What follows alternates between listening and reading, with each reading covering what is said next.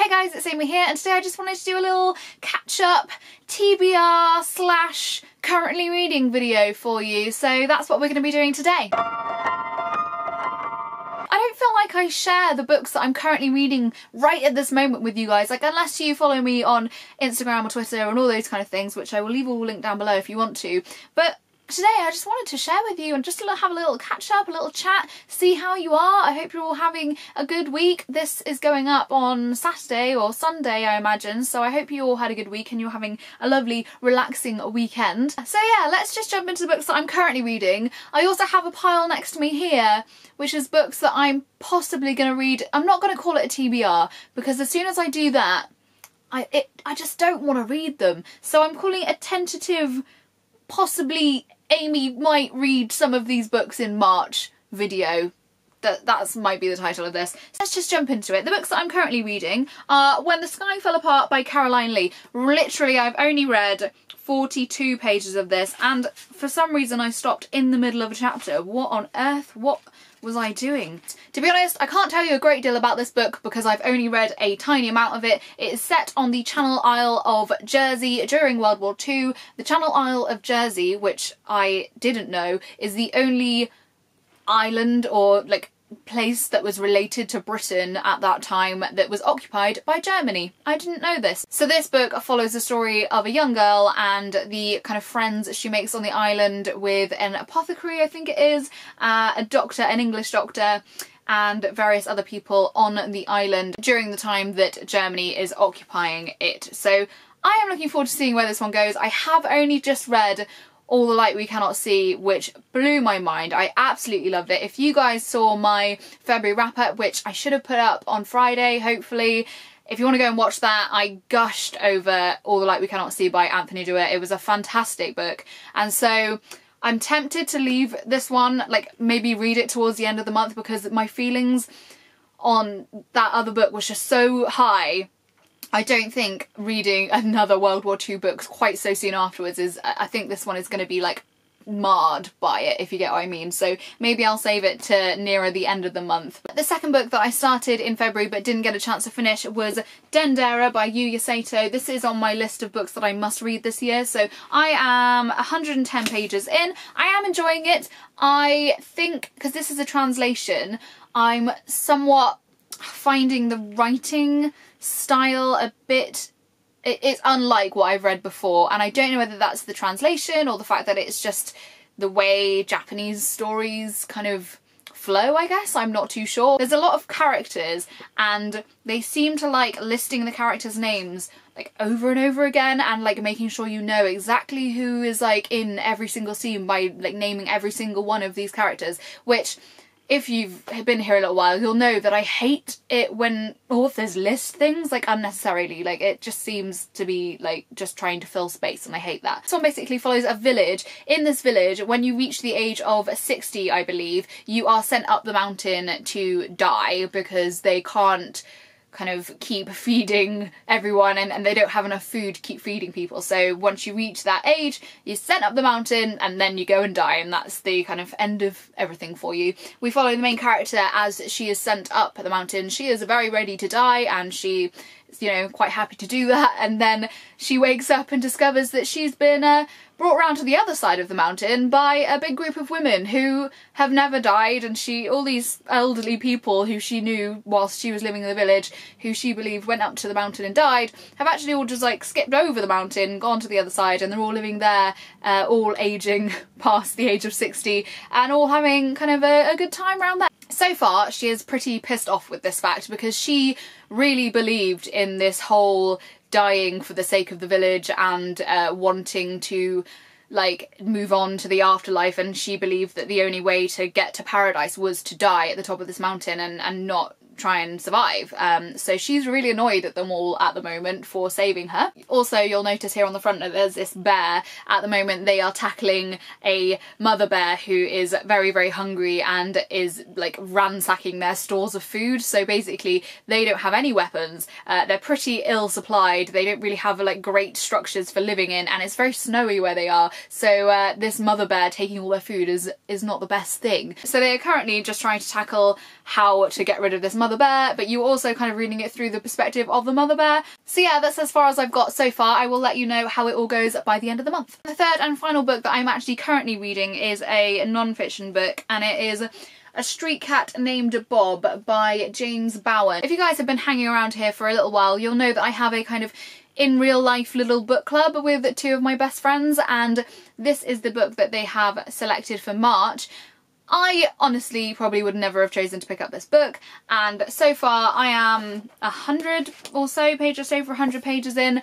I'm not enjoying it like at all. Like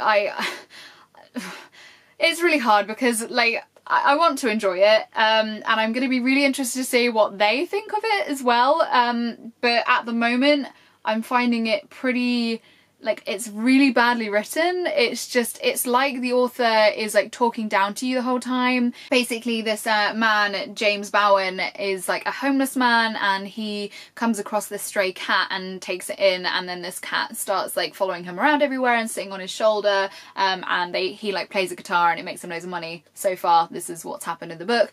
Yeah, I'm not blown away with it at all. The writing style is awful. I feel like this is something that maybe like a teenager could write for an English class in high school and just get away with getting like a C grade or something. Like I don't know. It's a shame because I really want to like it because I do really like cats, but it feels like the author is just like talking down to you the whole time. Like you don't understand that someone could have a good relationship with an animal, and that like everyone, he's so judgmental as well. Like he keeps like talking about people with like bull mastiffs and like those kinds of dogs, and being really like nasty. Like it's hard to say like he's being nasty because he's probably just observing what he's seen, but like he keeps like talking about people with bull mastiffs and those kind of dogs, and how like they're all like layabouts and like chavs and nasty type people, and that they don't treat their pets properly and stuff like that, which is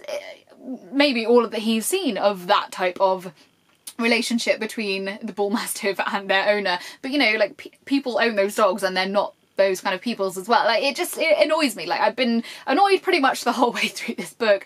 I don't want to DNF it though because I've got to kind of I want to talk about it with my friends, so we'll definitely see how it goes. I'd love to know if anyone's read this book and what they thought of it, because I think it's hard when a book, you know, this is the #1 bestseller apparently, and it's been made into a film, so I don't know, it's hard, I think, isn't it, when something has clearly touched a lot of people but maybe not in the way that maybe they just haven't read a lot of good books before. I don't know. I feel like I'm being a bit of a mega bitch about this one, and maybe come the end I'll really love it, but I don't see that happening somehow. Anyway, let's move on to the books that I might be reading in the rest of March. So as you guys know, if you've been here since the beginning of the year, I am reading 2 authors' full set of novels. Those authors are Shirley Jackson and Helen Oyeyemi.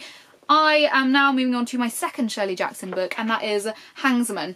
This I have already read like last year and I didn't really enjoy it, but because I'm reading the full set of Shirley Jackson books this year, I am going to reread this one, and hopefully I'll understand it or get more enjoyment from it than I did the first time, because I felt like maybe it just went over my head, or I wasn't getting certain things. Maybe I just didn't read it at the right time in my life, who knows. I'm really looking forward to seeing if I do have a different experience with it, and if maybe I understand it a bit more. So I will definitely let you know once I've read this one, because I will definitely be reading this one this month. The book that I'm hoping to do a little buddy read with my friend Tasha is The Girl Who Circumnavigated Fairyland in a Ship of Her Own Making. That's a title and a half, isn't it? By Catherynne M. Valente. This one I'm pretty sure I picked up on the recommendation of Jen Campbell, because she raves about this series quite a lot. So I'm very much looking forward to it. Yeah, I don't have a lot of like kind of children's or kind of, you know, young adult stuff, so this is probably going to be a nice little break between all the kind of heavier stuff that I'm reading. So yeah, looking forward to this one. Next we have a book that I've been hoping to pick up for a very long time because it's been on my shelf for quite a while, and that is Her Fearful Symmetry by Audrey Niffenegger. This author wrote The Time Traveller's Wife, which I loved when I read it a very long time ago, and so I'm hoping to also really enjoy this one. I believe it is set around 2 sisters who come into like an inheritance of a house, but there are stipulations over who is allowed in and out of this house, and kind of strange things start happening there, I believe, but obviously I haven't started it yet, so I will definitely let you know. when I've read it. And the next one is a real maybe, because I don't know if I will get to it this month, and it is a bit of a chunker.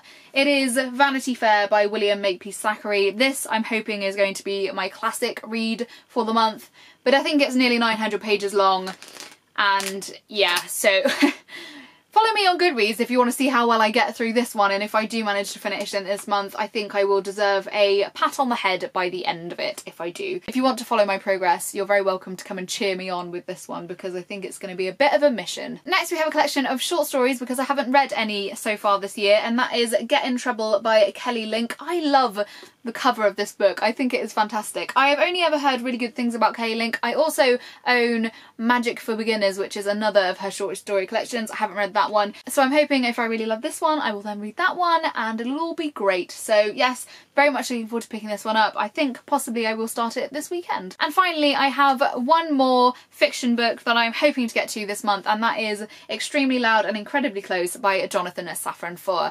I've mentioned before how much I love Safran Foer's work. I have read pretty much all of his novels, I believe, other than his most recent one. So if I read this one, love it, I'm obviously going to go and pick up that one. Just has a fantastic way of writing. I love his writing style.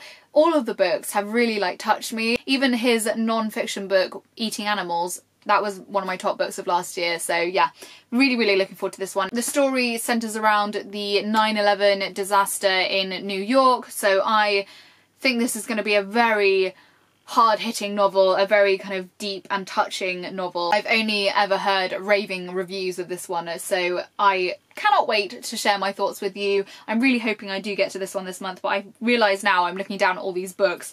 I've picked quite a few books, so we'll see if I actually get around to reading all of them. So there we are, those are all the books that I am currently reading and the books that I could possibly be reading in the rest of March. I would love to hear down below what you're reading or what you hope to read. Have you read any of these? Do let me know. I would love to hear from you. As always, I will leave links to Facebook, Tumblr, Twitter, everything I've mentioned today down below. I hope you're all having a fantastic day and I will see you soon.